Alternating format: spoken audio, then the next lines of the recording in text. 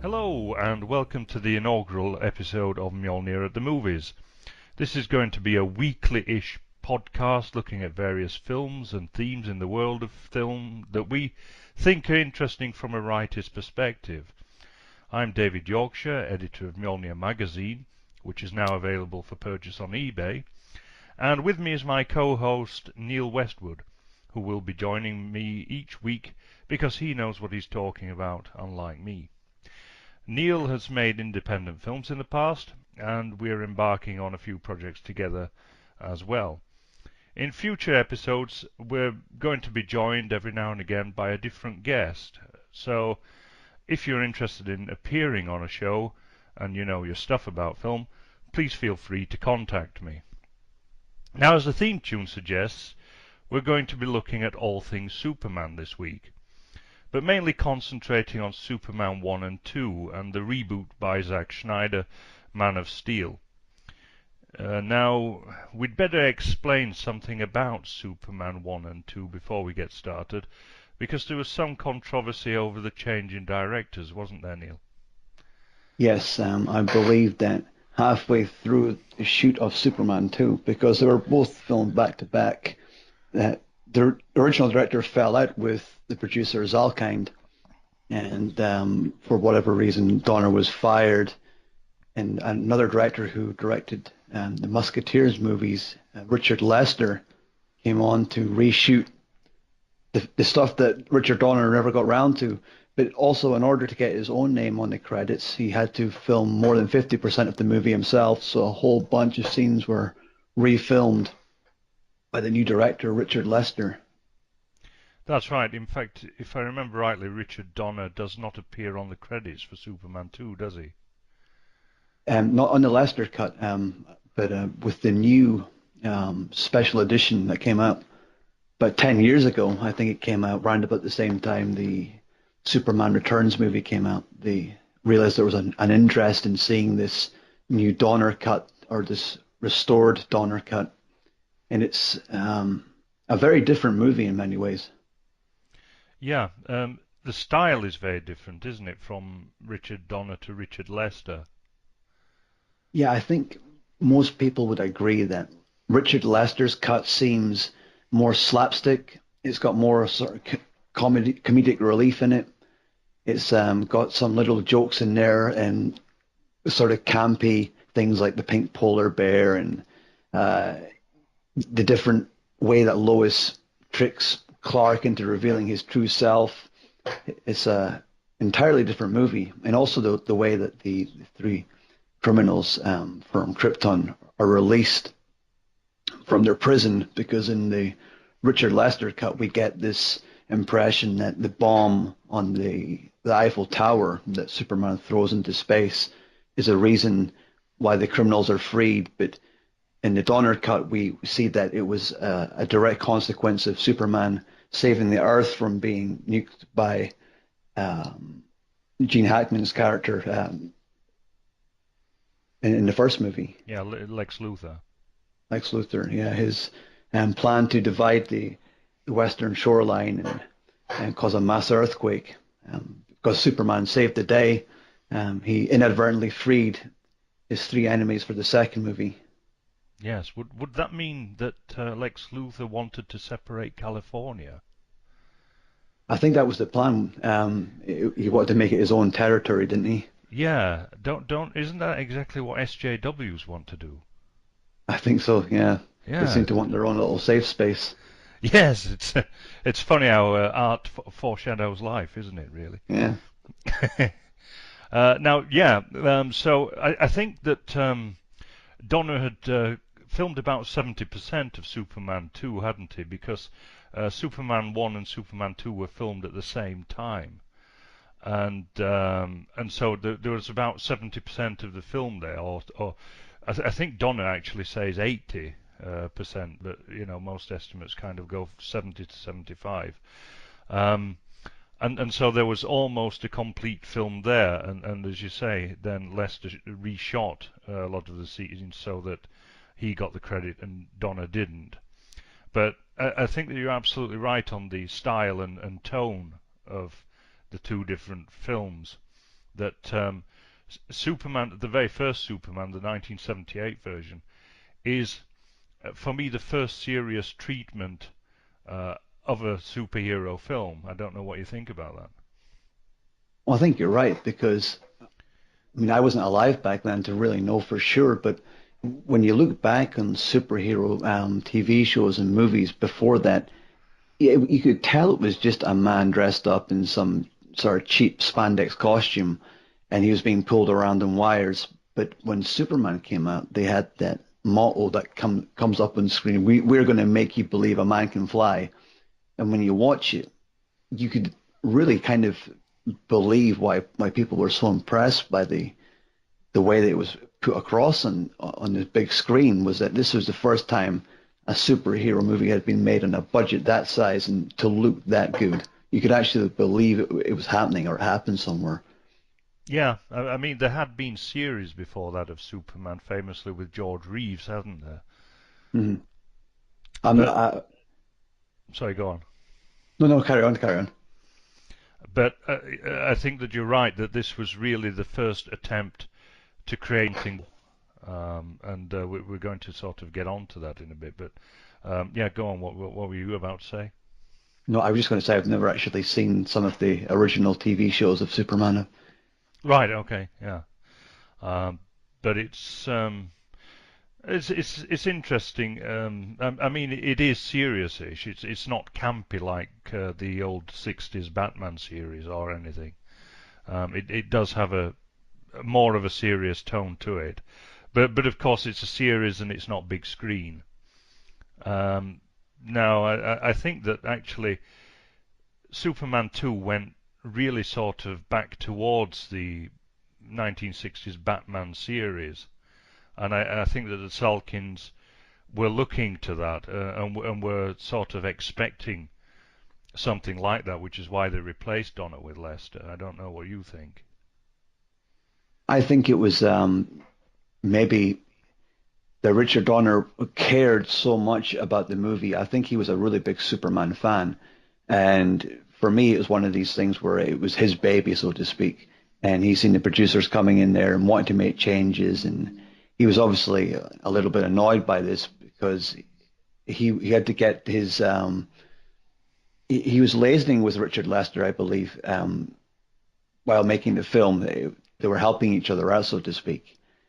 And I think Richard Donner seen that it was slowly being pulled away from underneath him, and that's why well, the two people clashed. Salkind and Donner clashed so much.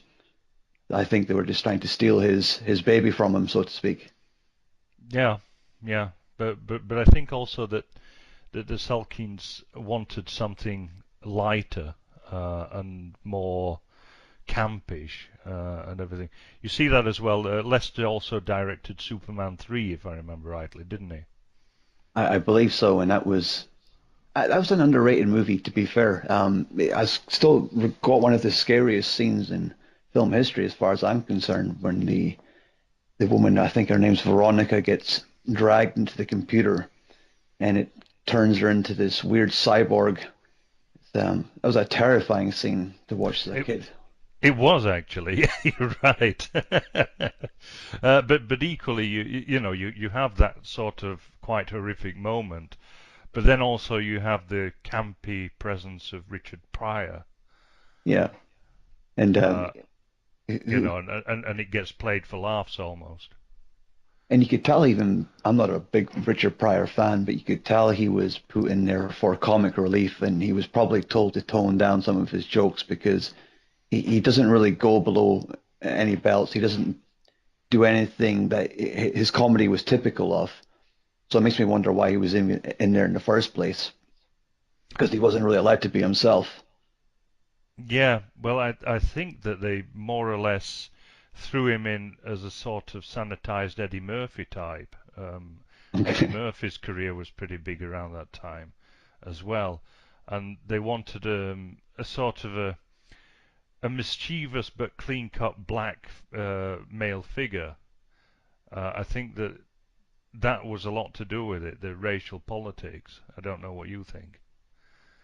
Well, if they wanted a clean cut, nice black comedian, I think they were probably looking at the wrong guy by getting Richard Pryor involved because he just seems so out of place in the movie. Yeah, but they did him. This is what I'm saying. They sort of cleaned him up Mhm. and and sanitized him a bit because, as you say, that's not really how Richard Pryor was in his comedy at all, or in his life for that matter. Yeah, Now, coming on to Man of Steel, because I want to touch upon the subject of reboots because this is what we're sort of looking at in this program. Um, Man of Steel, was it necessary? I think it was one of these films that came out because people were desperate for there to be a new Superman movie. And you had one, which I think is far superior to the Superman Returns movie. Um, Man of Steel came out, but it came out with a generation or aimed at a generation of kids who's probably their first memory or their earliest memory of growing up would probably be seeing something like September 11th. So the mindset, the audience was different. The audience had seen things that were in their lifetimes that were quite horrific. So you needed to get a Superman movie out there. Any way it's going to be successful would be to really make it a dark, gritty movie. And who better to um, go in there and do it and get like a Hans Zimmerman score and make it a really dark, gritty movie, which is not what Superman's about. Yeah, I would agree with you there, absolutely. Um, there is this sort of darkness and grittiness, especially to DC films, I've noticed. There's a huge change in tone from the DC films of yesteryear to now, from the characters, particularly the superheroes or heroes like Batman and Superman. Um, but I think it goes beyond September the 11th actually, and the sort of disillusion of people. I think that it's actually the postmodernist mentality of people, and I think that it is that sort of irony that people have now, where everything is seen cynically and ironically almost, and no one believes anymore that there can be an absolute good or an absolute heroism, that there has to be a darkness to absolutely everything. I don't know if that's if you would agree with that or not. Well, when I went to see Man of Steel in the cinema and I sat down and the opening credits came on, I was really disappointed when the Superman thing never came on. The And I realized straight from that moment that this was not going to be a heroic movie. It wasn't going to be about a nice guy called Clark Kent who changes into this superhuman who saves cats out of trees. He was going to have to deal with something um, far more sort of quote unquote evil than we could ever have imagined before in a Superman movie. And it had to be more violent. It had to be more sort of post-apocalyptic. You have scenes where cities are in utter devastation. You've got Superman actually killing people. Um, and the whole audience. I mean, if you'd taken Man of Steel out from a few years ago and put it back to 1979 or 1978, then people would be horrified by it. I think you're right there. Absolutely. I mean, the Man of Steel is essentially a retelling of Superman 1 and 2 put together, isn't it? But it's just that there are little differences in the story, but the main narrative is pretty much the same. But the entire tone and style and aesthetics are different, aren't they? Yeah, even the color scheme, Superman 1 and 2. He had this guy, he's got this vibrant red cloak on and this sort of a bright kind of blue spandex outfit. But in the new movie, it's like a dark, almost like a blood red. And it's like a dark, almost sort of gray blue suit he's got on. And he's not as smiley and he's not as clean cut as he is in the original two movies. So even the character himself is completely different, as well as the surroundings.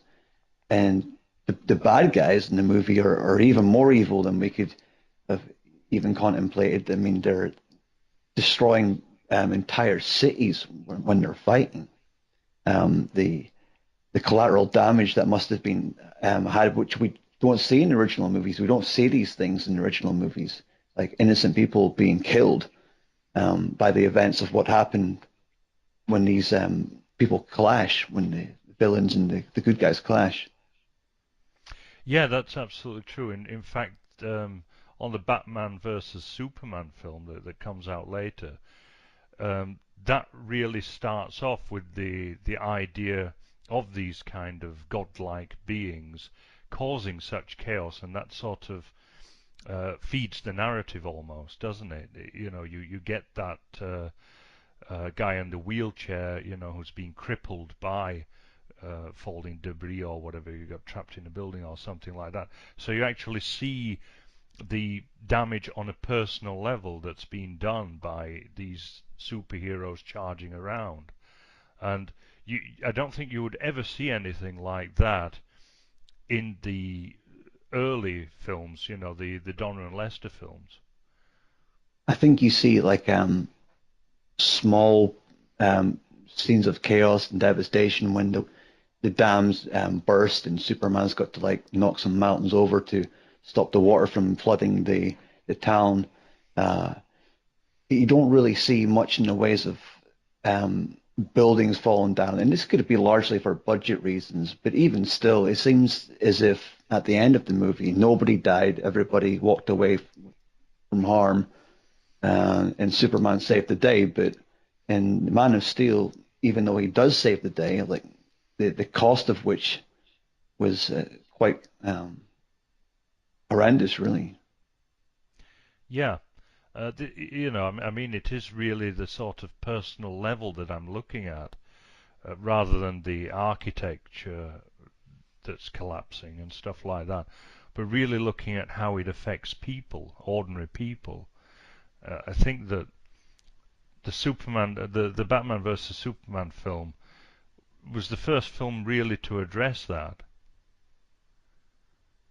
Yes, and I believe the story goes down the lines of that Batman is a bit resentful that there's this guy who's effectively acting like a god.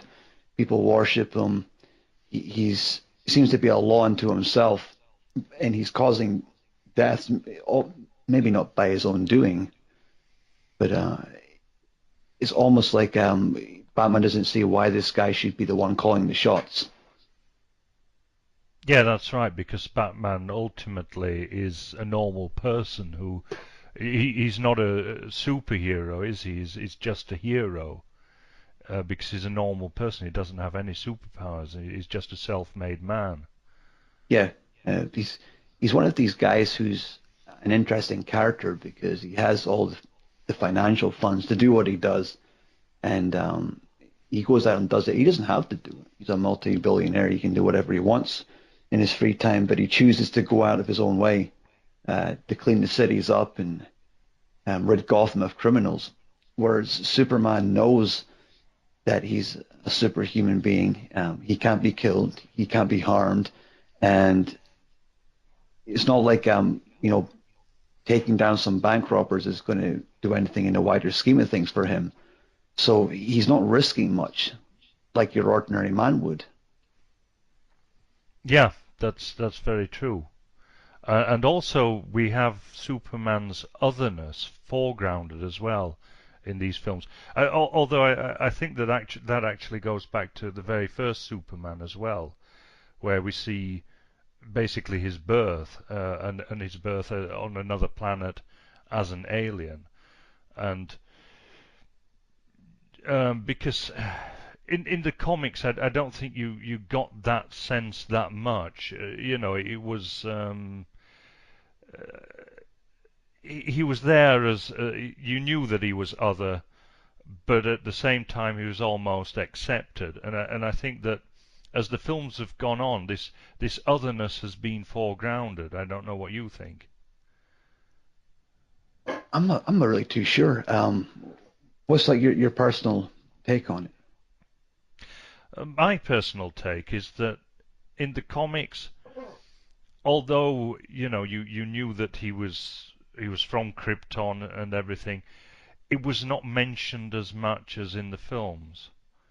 I think that for me his otherness has gained more of the narrative as time has gone on, and certainly with the last, not the last film, but the one before, Superman versus Batman or whatever, that that otherness is really in the forefront of the narrative. Do you think In people in like Sup to make? Sorry. in Superman 1, the very first Superman, although you have that beginning, his origins and everything, I don't think that I think that it was subtler. That his otherness was more subtle than in the latter films.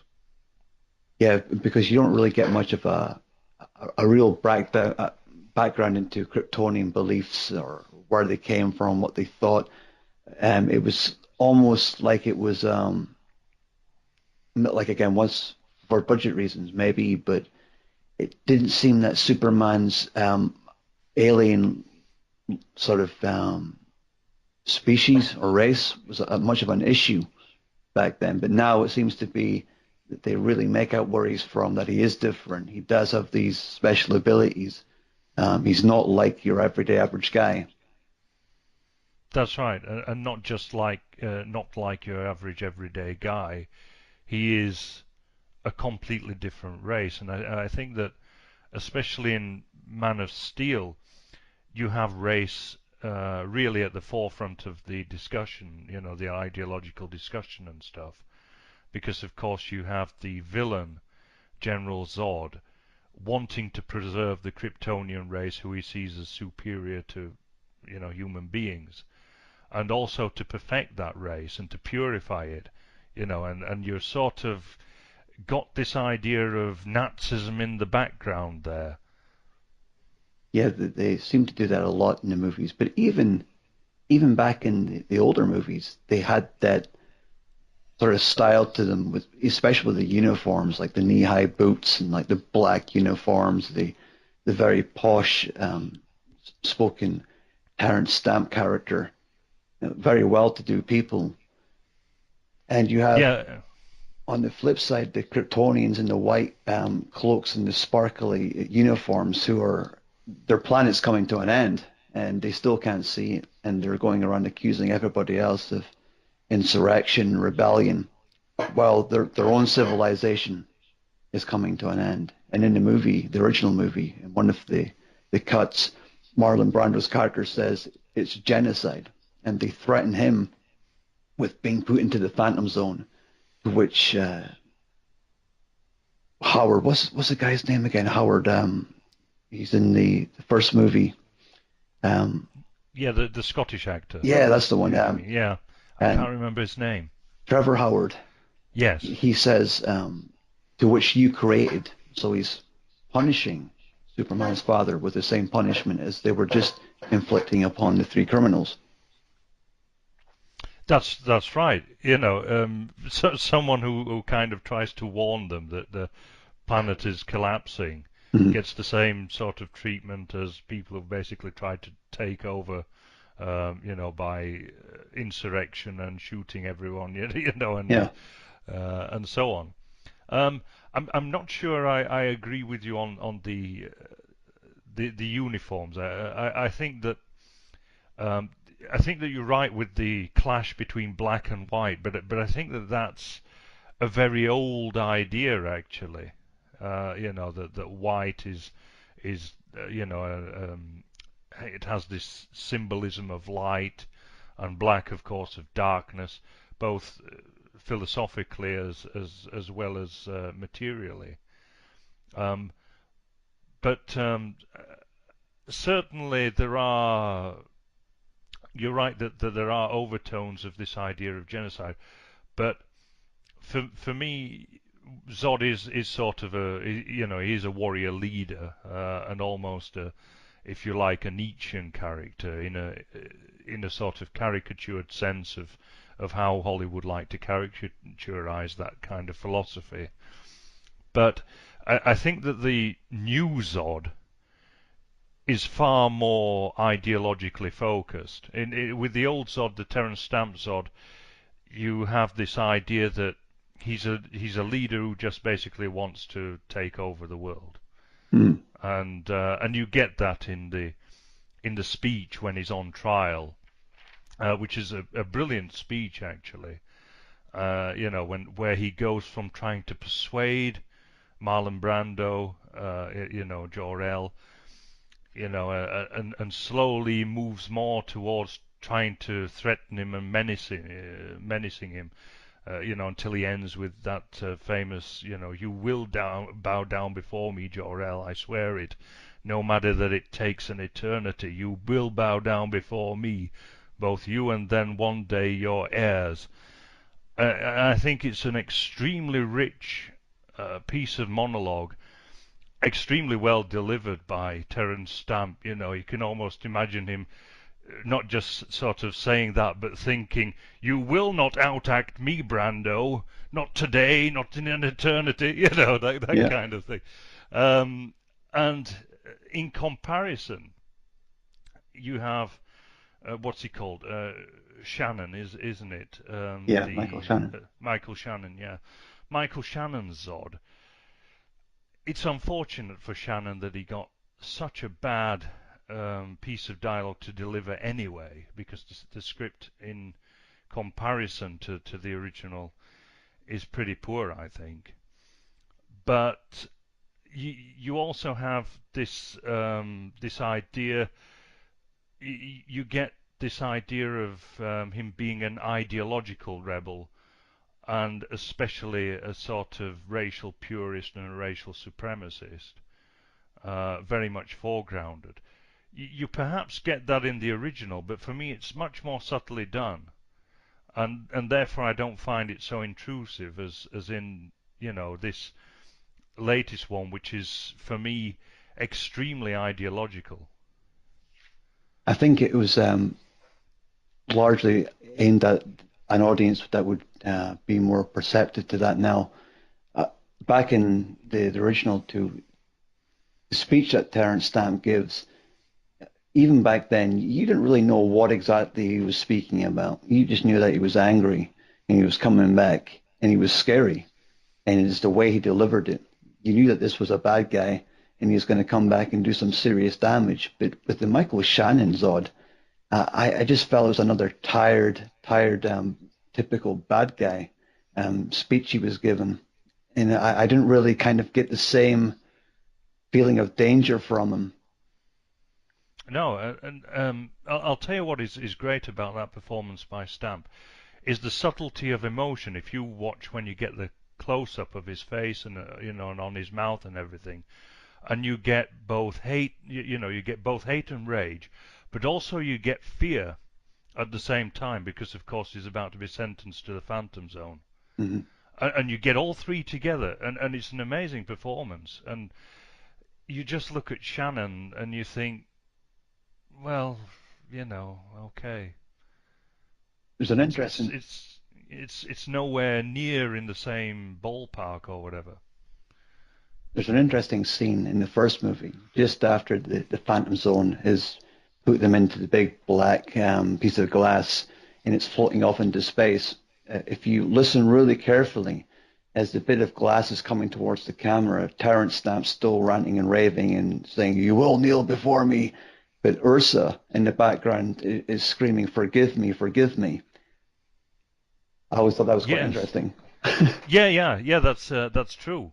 Yeah, I know that, and you're right when you mentioned as well how the two actors with dialogue there, the two bad guy actors with dialogue, Ursa and General Zod, because of course none doesn't speak, but they're given British accents, Yeah. and I, and this is sort of a cliche of American films now that the bad guys always have either British or German accents, and I think that in many ways is very subtle to by the Hollywood moguls to try and almost break America from its European origins, Yeah, I both think culturally and racially, because the two are very much bound together. I think characters like Zod, with especially Terrence Stamp doing the acting, is that he's not just a bad guy who's crazy and delusional. He's someone that you know is a very smart guy. Just the way he talks, the way he holds himself, and the way he delivers his speeches, and every line he has in that movie, it's just pulled off to perfection, and you get a slight bit of admiration for the guy. But with Michael Shannon's character again, it's just like this lifeless, drawn out, boring character, and I just do no real interest in like really kind of wanting to know what his background was or why he was doing what he was doing. That's true. It just seemed like a B movie stock character almost, didn't it? Yeah, just like a typical sort of bad guy from any typical Hollywood movie.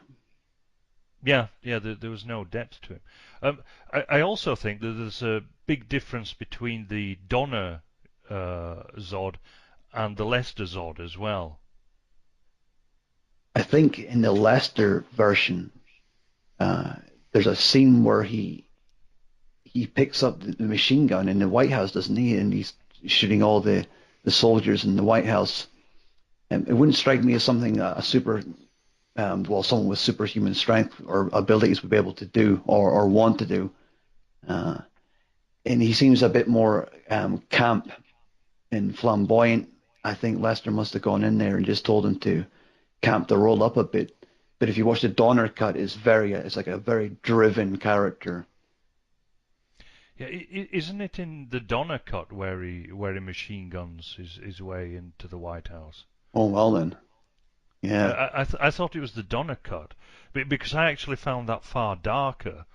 Because there you have the humans trying to shoot this guy who's basically invulnerable to all their bullets and everything, but he's kind of picks up one of their guns and shows them just how easy it is to kill them. yeah. Also, he's toying with them in a way. Yeah, because he is kind of laughing very, Mhm. and jeering at the same time. Um, so there is that. Whereas, but I think that the principle remains the same. That the Leicester cut is far camper, and like for example, when Non tries to use his laser vision and stuff like that, or when he gets things wrong because he's not very bright, and Zod raises his eyebrows and stuff like that. Those are really campy moments, and I think that almost relieves Zod of some of his menace. I always thought it was an interesting character because I seen this big kind of clumsy guy who appeared to have the same kind of powers as the rest of them, but he was just really slow and stupid. And I often wondered to myself why Zod would have him around unless there was some kind of deeper meaning to it, like he'd known him for a long time and he was just tagging along. But I thought the character just seemed so out of place in the original movies. Yeah, well, I mean, there's a backstory to him. I don't know if it came before the film or afterwards, and sort of created this, retrospectively.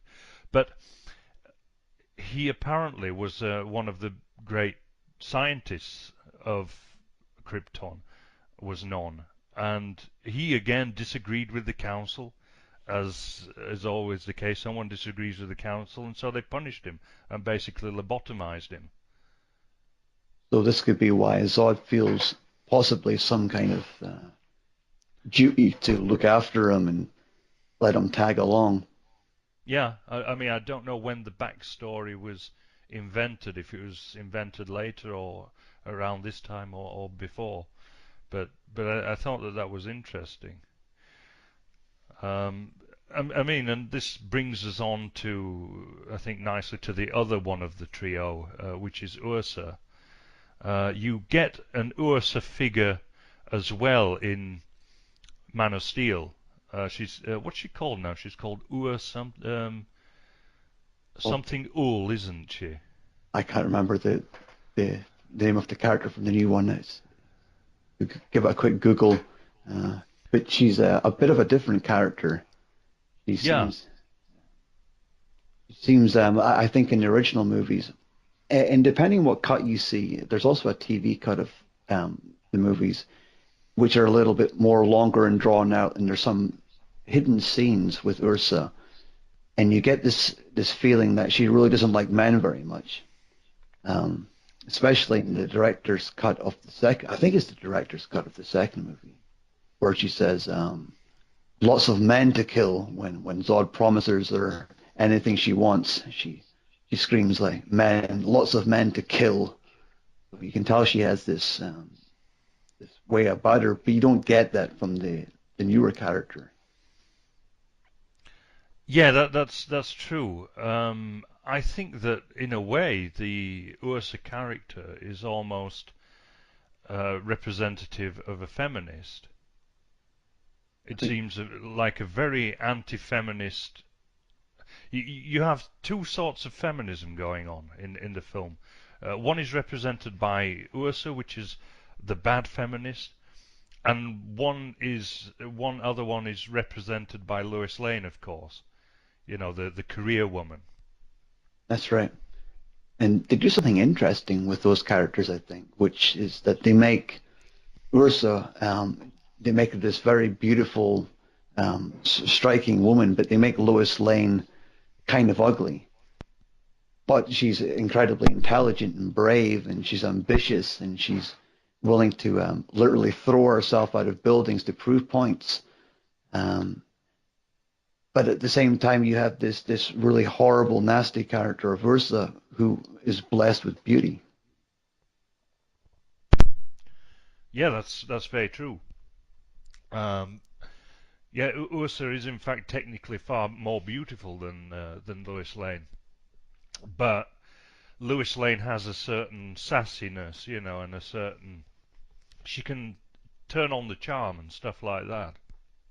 She's she's smart, um, as opposed to powerful like Ursa. And you notice also with Ursa that she has her hair cut short, and she wears exactly the same uniform as the men. And there's also this scene in which Non kills this boy who rides off on his bike when they're in that small town, and the boy rides off to get help, and Non throws that siren from the police car, and kills the boy with it. And one of the villagers there says, "But he was just a boy." And she says, "Who will never grow up to be a man," and Yeah, really sort of loves it. yeah, you get that feeling from the movie. But she was also this character in. She wasn't like your typical girl from the streets. She had her hair short. She had this pale white skin, uh, and you had this very kind of dowdy Lois Lane character who'd always have her hair down. She wasn't a pretty girl back then by any means. but you still kind of seen her as the dominant female in the movie over Ursa, especially at the end where Ursa loses her superpowers and Lois Lane punches her into the caverns. Yeah, yeah. And you noticed as well something about the snake that she picks up, didn't you? Yeah, I noticed Ursa, yeah. something interesting, and this could be the Superman nerd in me coming out, but I always thought it was funny how you had this superhuman character with all these strengths and abilities, but a snake, when it bites her, she visibly reacts in pain. She drops it and fries it with her laser vision. And I always thought that was interesting how she could feel the pain from the snake bite. Yeah, it's interesting that because I think that they wanted to get the biblical reference to Eve in there. Because you do get a lot of biblical symbolism in the film, which we're going to come on to. And they sort of ruin their own internal logic by trying to get that in, by getting the biblical symbolism in there, don't they? And I often wonder if when I see these little incidents in movies, which I consider to be mistakes, if they were intentional mistakes or it was just continuity errors. Um, Maybe they just weren't thinking straight that day and they left it in. But I think it definitely lends a hand towards um, maybe an unanswered undertone in the movie. But yeah, watch the movie again and see if you can see her facial reactions when she gets bit by the snake. It was obviously intentional to me. Yeah, absolutely. I mean, I thought that it was absolutely an Eve reference. And yeah, it's as I said, but they destroyed their own internal logic with it. Now, going on to Ursa's counterpart, if you like, in The Man of Steel, Faora Ul, that is her name. Yes, Faora Ul. Faora Ul does not seem to have a function as a woman, particularly in this film at all. Yeah, She just, to me, seems one of the boys. but they just had to throw a female actress in there just to keep the audience happy. Yeah, she's. It's almost like, again, we've got this idea that men and women are interchangeable now. And women can be strong too, and they can destroy worlds if they want to. And but I just never see her as this female character. They could have just had three guys doing it, and it would have been the same storyline. Yeah, exactly. But I think that that's equally an ideological point. That we've got to the stage now where you have to have a strong woman. She has to be able to do everything a man can do, or better. And but they've not sort of overdone it. They've not made her that much of a Mary Sue. I think she does at one point actually get saved by one of her male comrades. I remember. Is that the part where she realizes? I think Superman breaks her visor, and she gets an influx of all the sounds and sensations that Superman's been trying to uh, cope with for his whole life. Yeah, that's right. Yeah. Yeah, yeah. And so that there she does actually get saved. So I think that the Man of Steel doesn't really play on the feminist angle at all. Really, don't know what you think. It doesn't seem to be. For the life of me, I'm really struggling to see or even remember the Man of Steel because it's so hard to remember when you have original two back there that have always been the important movie to me. Man of Steel just seems like it didn't really have a story to me. It didn't have anything in it that drove me to want to see the rest of it or get really involved with any of the characters. It just seemed like it was an action movie dressed up in some superhero outfits. Yeah, I would agree with that. It's not a memorable film at all, is it? I mean, none of the dialogue is particularly memorable. None of the scenes or aesthetics, particularly the aesthetics, are not very memorable at all. I mean, the first film the first Superman film, especially on Krypton, I thought was completely memorable because of the sheer difference in aesthetics.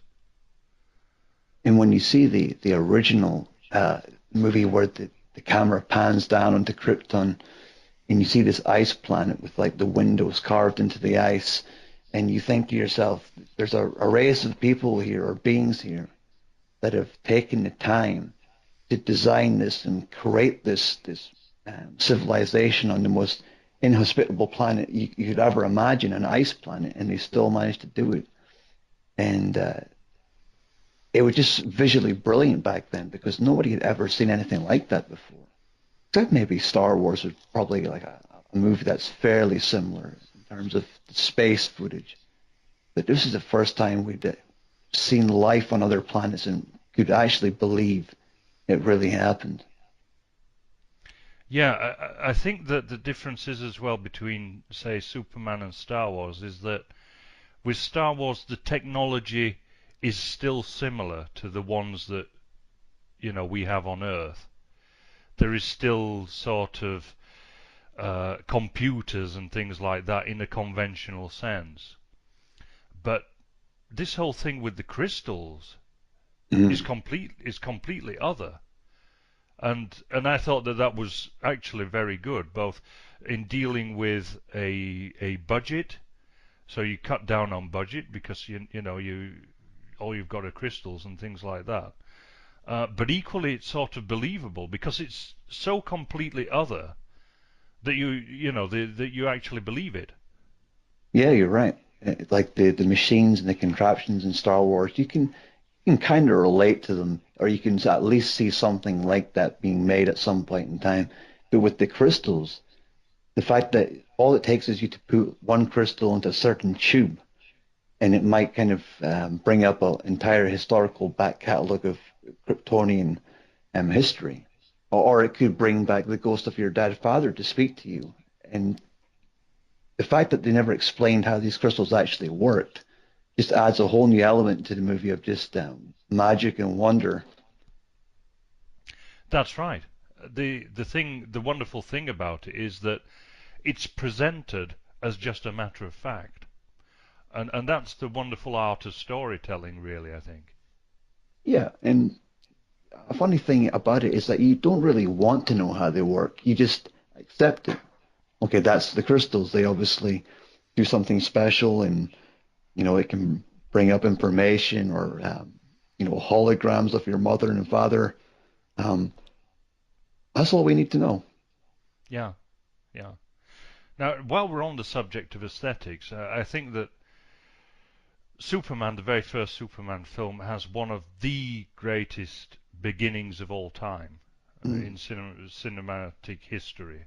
I think that it's superb, and because you have everything building towards the whole. You start off with the boy and his comic book, and you have that boy because basically he's reading in 1941, I think it is, and he's sitting there and he's reading the comic book aloud, and that is inviting you into the comic book, and we do go into the comic book, but through the boy's eyes. You're being invited to actually suspend your adult belief and stuff like that, and actually look through the eyes of a child. And then, you go into the comic book and it's focused on the Daily Planet building where you have the globe spinning. It starts spinning, and so it goes from the picture to the motion picture. And also you have the sort of nod towards globalism there with the globe of the Daily Planet. But equally, of course, you have the two different globes that we're going to be concentrating on because as we go into the comic book and past the Daily Planet, we go up out to into outer space, and then of course we get the John Williams score, which is superb, and you want to give that the whole kind of time to play out. And as it's playing out, of course, and as you're going through space, you get all the credits whooshing by. Now it's incredible the credits. I mean, at a time when you didn't have CGI, the artistry to actually make that, nothing had been done like that before. And as I say, it still builds towards a whole because it's giving you this impression of speed and of whooshing through space almost, faster than the speed of light.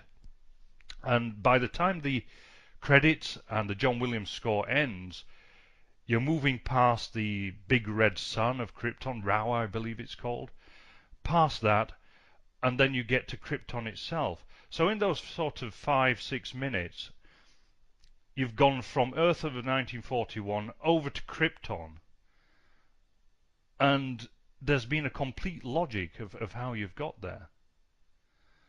And of course the other thing which I forgot to mention, of course, was the curtains.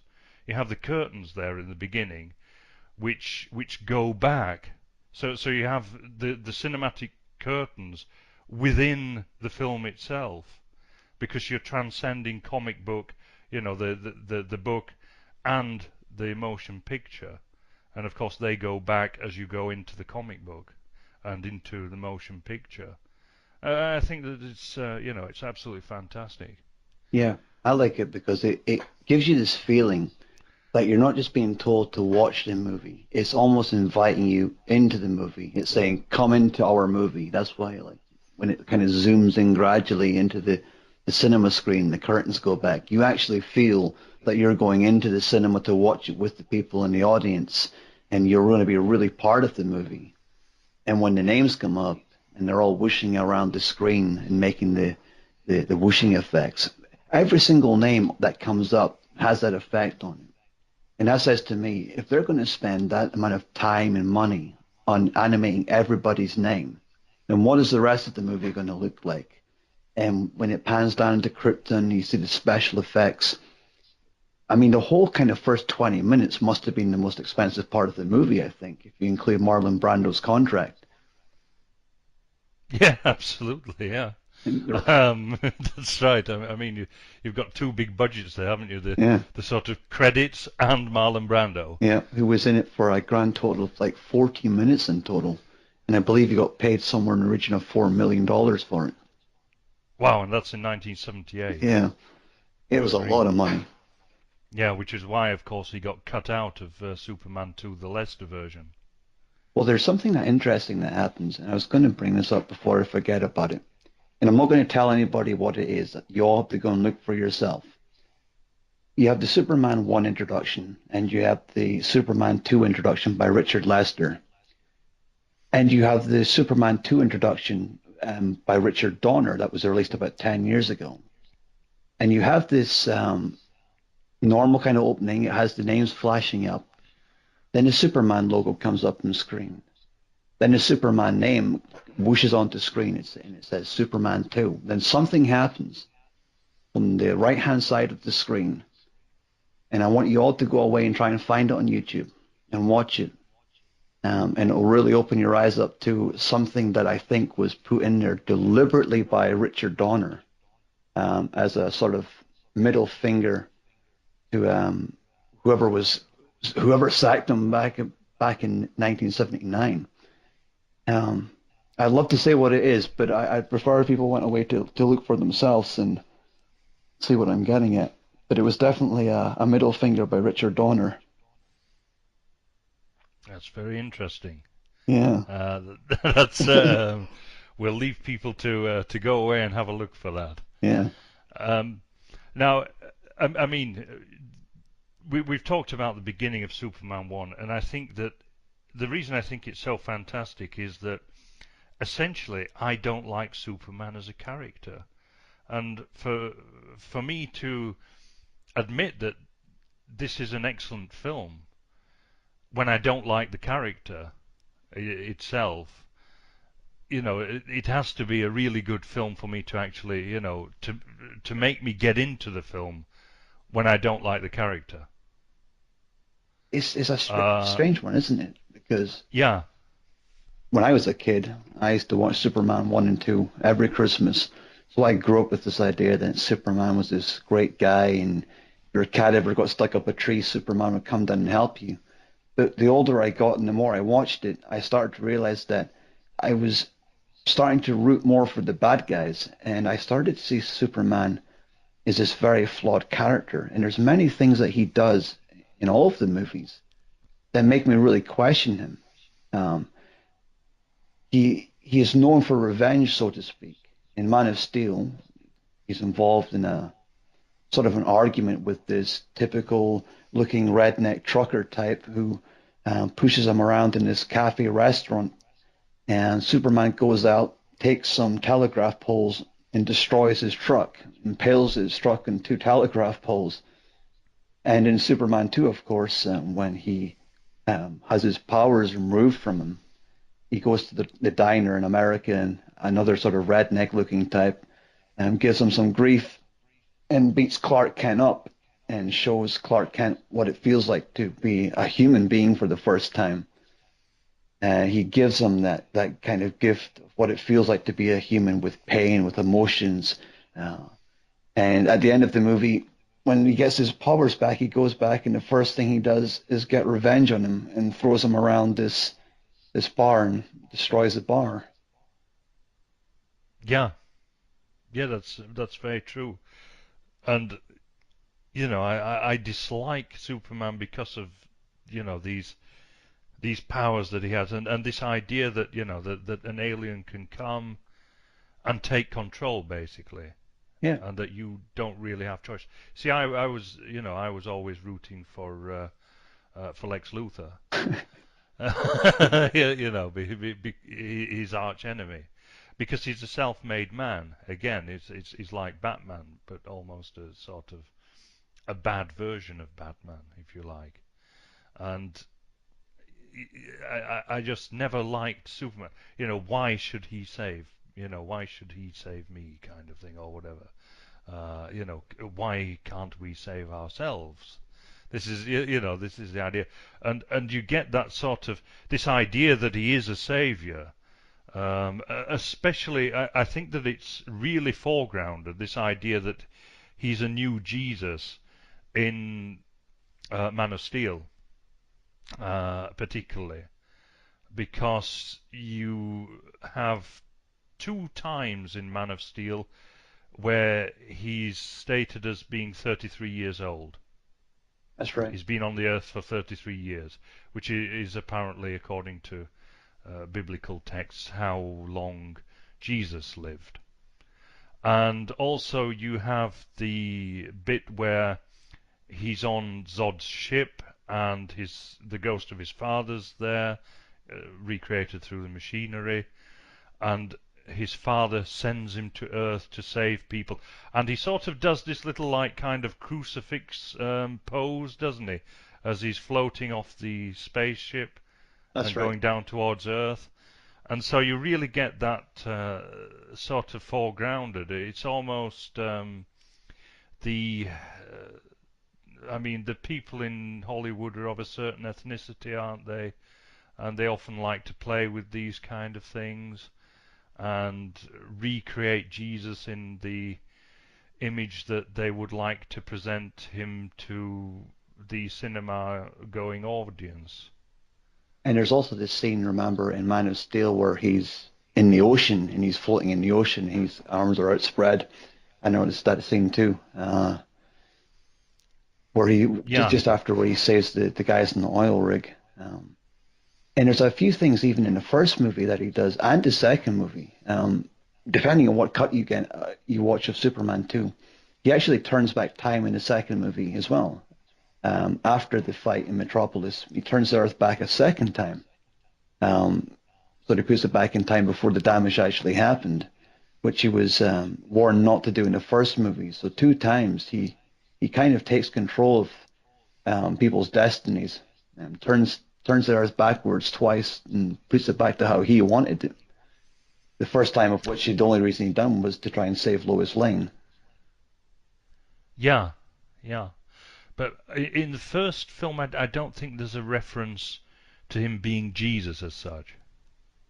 No, but I thought there was a sort of interesting link in that the Kryptonians must have had some prior knowledge to Earth being there, and when they sent Clark to Earth, this must have been because they must have scouted out this planet before. They must have been here before, had some kind of prior knowledge to it before. So is that not to say that maybe the Kryptonians at some point had sent another being back to Earth at one point in future in history, who was maybe mistaken for being a god? Yeah, yeah. I mean, yes, you could certainly interpret it that way. I mean, there is a lot of biblical symbolism even in the first two films, isn't there? Yes, I believe so. And especially like we spoke before, the snake biting Ursa and biting Ursa and the way she reacts to it. Yeah, you also mentioned as well a while back, not on this in this podcast, but you talked to me about Zod walking on water. That's right, yeah. When they land in the lake, Zod lands in the pond and he rises up onto the water surface and walks across to the bank. Yeah, and you also, of course, mentioned to me again, not in this podcast, but earlier on, about the cradle of Moses. That's right. The story is very similar, right? Um, Clark gets sent off to Earth in a little space pod. Moses gets sailed down the river by his own parents. Yeah, and I sort of thinking about this over the past week since we sort of got together last. Um, and I was thinking that actually, I mean, of course, both Donna and Lester are Jewish, but isn't it interesting that the bad guy's got the Jesus symbolism and the good guy got the Moses symbolism? I think it's another interesting thing is that from what I can remember on Krypton, most of the people on Krypton had light hair, but Superman's got dark hair. I often wonder why that was. Yeah, that's also very interesting, isn't it? Although actually, the bad Kryptonians also have black hair, don't they? Yeah, that's right. Yeah, Ursa and Non as well. He's got the black hair. Terrence Stamp's got black hair, but it's got the white streaks through it. I wonder if that was a deliberate thing. Hmm. Yes, it's very interesting. But yeah, you know, I sort of see that there is a certain Old Testament versus New Testament kind of thing going on in the first two films, whereas with the Man of Steel, they're almost sending out this idea that this is your new Jesus. You know, he's there to protect democracy and liberalism and liberal capitalism and American values of the present day of diversity and tolerance and multiracialism and all that kind of stuff. Whereas, you know, you have that very much with Zod as the bad guy, being the guy who wants to destroy the human race and commit genocide. And you have at one point this sort of um, don't you get a sort of image of a pile of skulls at one point? I can't remember. Well, one thing I thought was interesting how Superman has these powers and this control over people, and he has this ability to manipulate people into really rallying around him and think he's a nice guy. And in his day job, he's actually working in a newspaper as a reporter. So we're never actually told what he writes. What is it he writes about? Not only is he in control of protecting people, he's also in control of telling people what they think and what they should read and spreading the news around. Yeah, that's interesting. Yeah, I never thought about that. Yeah, that the good guys are all sort of involved in the media. Hmm. And And yeah, sorry, go on. he's in there writing his stories, getting information, and I'd imagine his superpowers probably help him get his stories, get him access to information that no other reporter can get. So he's kind of cheating a little bit in his job and his role. But I just think it's interesting how he's a symbol of hope and glory, but he's probably writing supportive columns for Superman in his day-to-day life. Yeah, yeah, very, very much so. The other thing that I thought was interesting on the subject uh, of race and ideology and stuff like that is you've got this certain ideas of transhumanism in there. I don't know if you noticed that. You'd have to share that with me. Well, the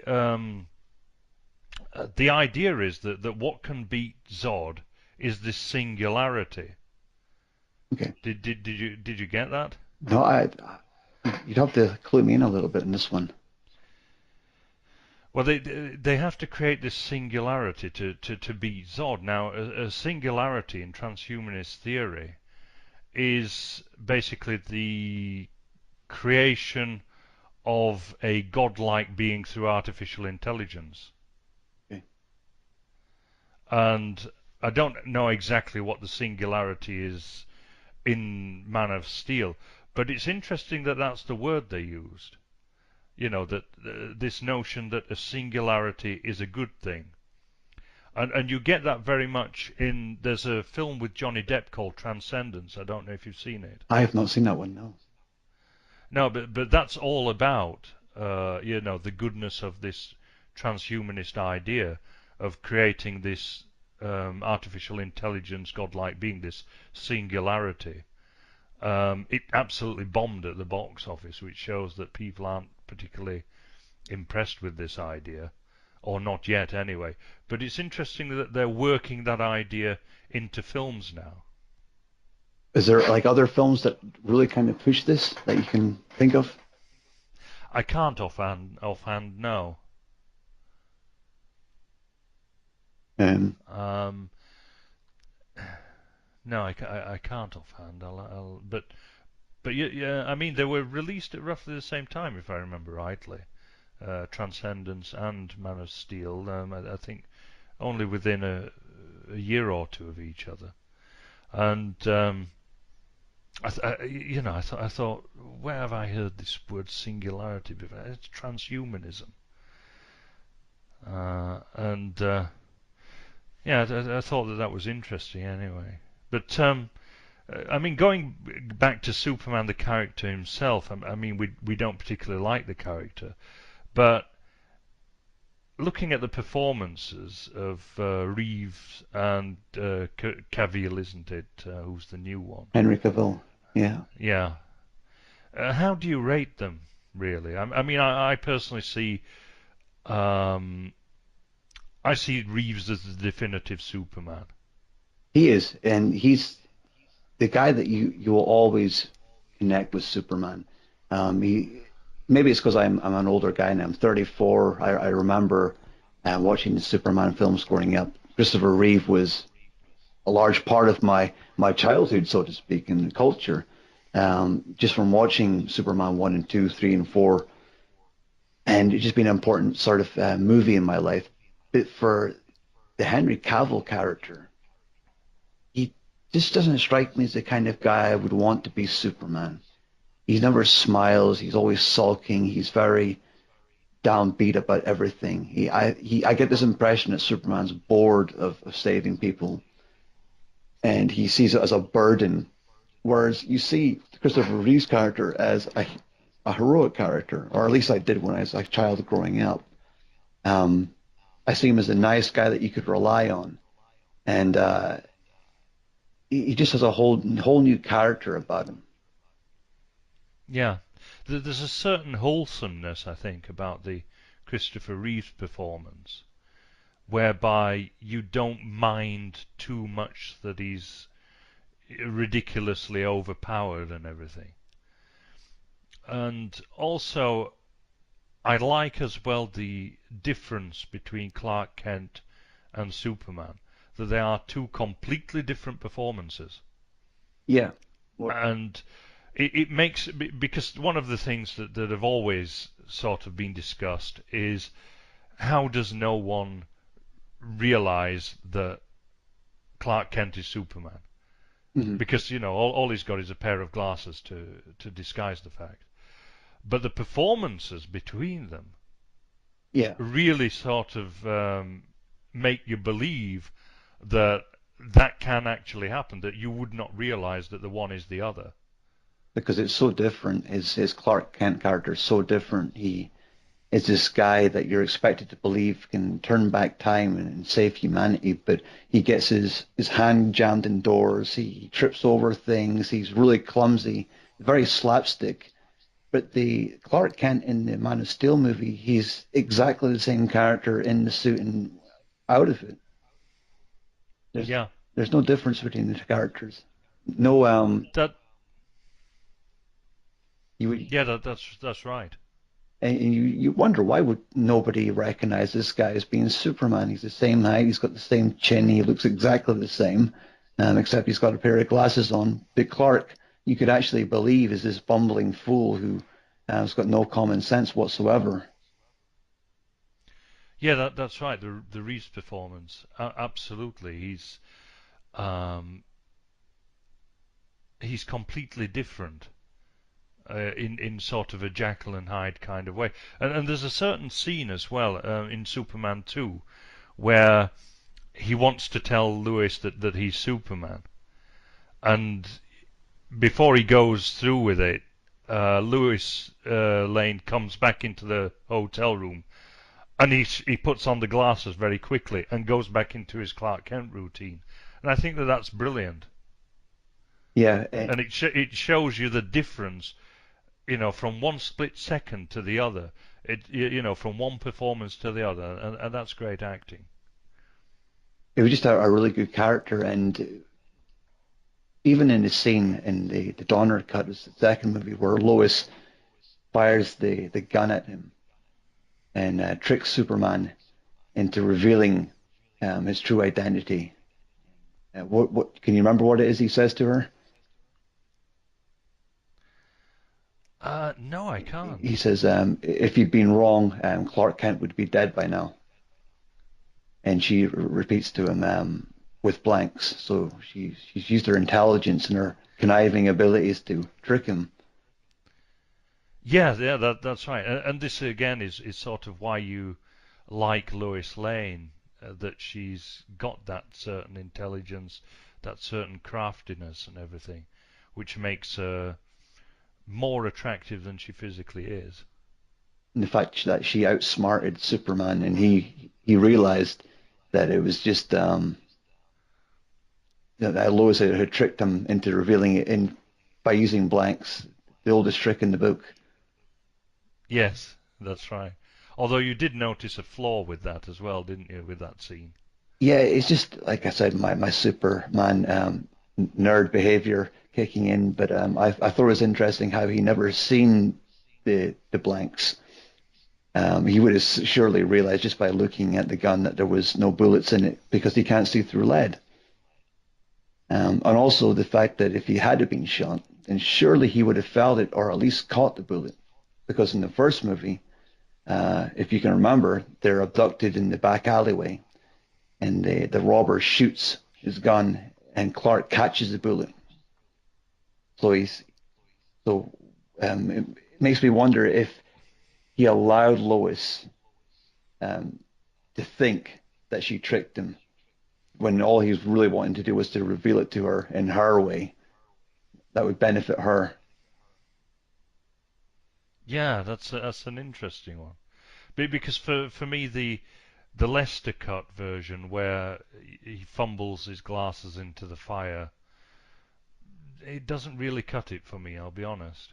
Yeah, you can't just see Superman tripping over a rug in that because that's what happens, right? He trips over the pink polar bear in the floor, and his glasses. That Yeah, that's right. You can see Clark Kent doing that, Yeah, but would you see Superman doing that and accidentally revealing that he's not Clark Kent? yeah, It's not really satisfactory, I don't think.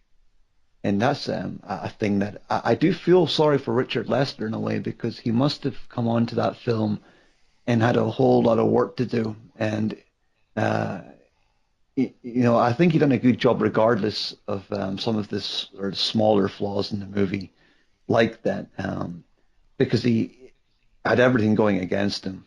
He had to shoot about 50% of the movie, catch up with the storyline, and get really involved. So you see these little inaccuracies every so often in the movie.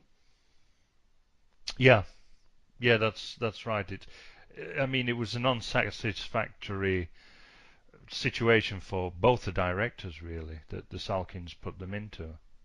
And can you remember the other scene from the final battle where Superman rips off the S logo that comes off in Oh like some yes, cling film wrap and slightly yes, that's inconveniences? yeah, that's been parodied a number of times now, hasn't Yeah, it? Particularly on Family Guy. that superpower never struck well with me. It just didn't make any sense being in there, but makes me wonder who made that decision. Yes, I mean, the one on Family Guy, as I remember, he kind of gets Zod gets back up or whatever, and says, "Well, that was a minor inconvenience." Yes, well, that really slowed me down for a second or two. Yeah, All this kind of stuff. Yeah, it is a bit silly. and there's also a few things that Clark does that I think is really interesting. In that even when there is a event about to unfold that could result in the death of somebody, he always finds time to make a little sort of quip or joke. Like in the first movie when the helicopter's falling from the roof of the Daily Planet, and he goes into the phone booth and he realizes that he can't get changed into his Superman uniform because it's like one of those waist high phone booths. And in the second movie, when the little kid's falling from the waterfall, after he saves the kid, he steals the hot dogs from the hot dog stand. Yeah. Oh yeah. He just walks away with them without paying. So yeah, he's not bigger than a bit of petty Yeah. criminality then. And if you watch that scene where when the kid's falling, something I like to do is tell people to go and count how long it took for Superman to actually go and fly and save the boy.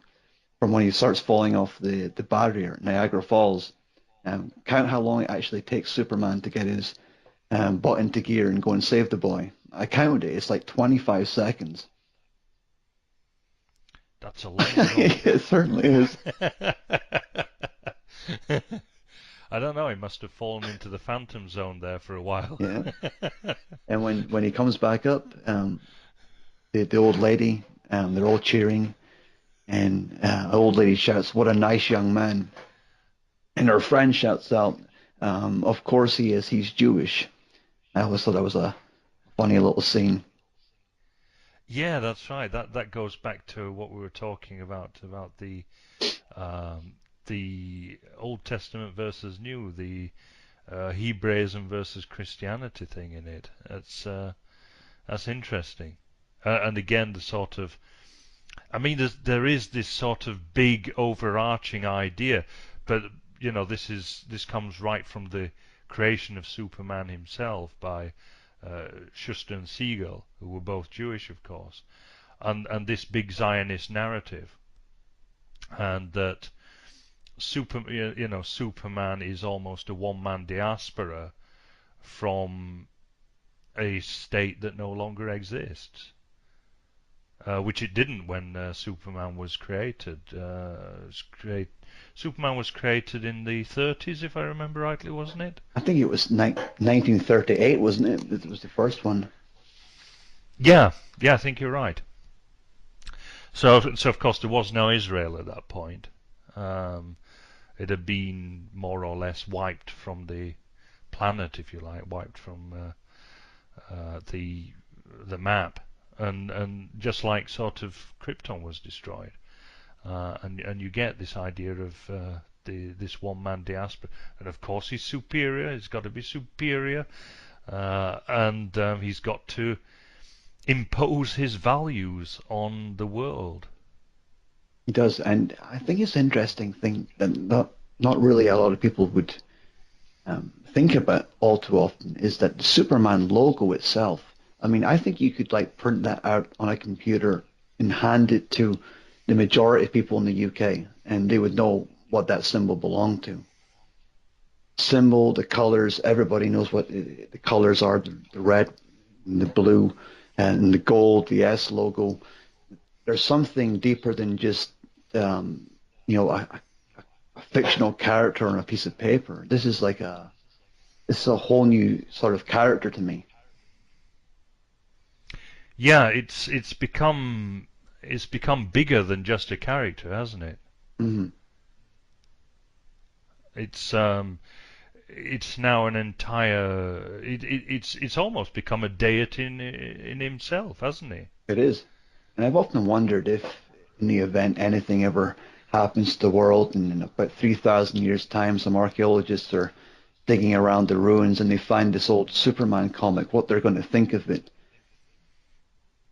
They pull it out of the Yeah. rubble and they find this story about this 33-year-old sort of man from another planet far, far away who came down and helped the people, and everybody knew who he was. Everybody knew what his name was, what his logo was. Always thought that would be interesting to have a look. Yeah, it's yeah.